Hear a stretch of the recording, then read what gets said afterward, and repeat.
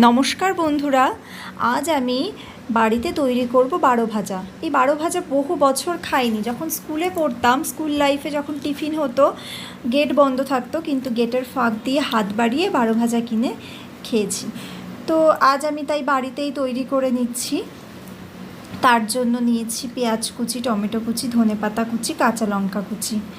আর ছোলা মটরটা 5 ঘন্টা মতো ভিজিয়ে রেখেছিলাম, তারপরে প্রেশার কুকারে হাই ফ্লেমে 2টো সিটি দিয়ে নিয়েছি। এটা কিন্তু খুব বেশি সিদ্ধ করে নেওয়া যাবে না, গোটা গোটাই যেন থাকে। আর নিয়েছি সেদ্ধ করে রাখা আলুটা, কেটে নিয়েছি ছোটো ছোটো টুকরো করে। আর একটা ভাজা মশলা রেডি করেছি, শুকনো খোলায় গোটা জিরে, গোটা ধনে আর শুকনো লঙ্কা ভেজে গুঁড়ো করে নিয়েছি।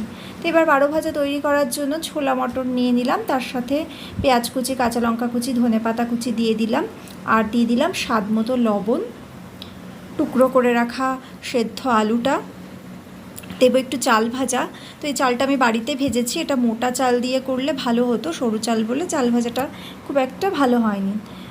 তবুও টেস্টটা কিন্তু খারাপ হয়নি, টেস্টটা খুবই সুন্দর হয়েছিল। আর দিয়ে দিলাম চানাচুর, আর দেবো তেঁতুলের পাল্প। তো এই তেঁতুলের পাল্পের বদলে কিন্তু লেবুর রসও দেওয়া যেতে পারে। এবার সব কিছু একবার মিশিয়ে নেওয়ার পরে এর মধ্যে ভাজা মশলাটা অ্যাড করে দেব, আর দেব একটু সর্ষের তেল। তো এবার সব কিছু ভালোভাবে মিশিয়ে নিলেই কিন্তু বারো ভাজা তৈরি হয়ে যাবে। তো স্কুল লাইফটা সত্যিই খুব ভালো ছিল, এখন খুবই মিস করি স্কুল লাইফটা। আর আশা করি সবারই স্কুল লাইফের কিছু না কিছু অভিজ্ঞতা আছে। যাই হোক, এতক্ষণ আমার সাথে থাকার জন্য সবাইকে অসংখ্য ধন্যবাদ। আর আমার রেসিপি যদি ভালো লেগে থাকে তাহলে আমার চ্যানেলটাকে সাবস্ক্রাইব করে আমার পাশে থাকার অনুরোধ রইল।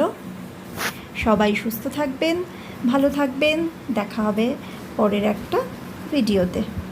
আজকের মতো টাটা।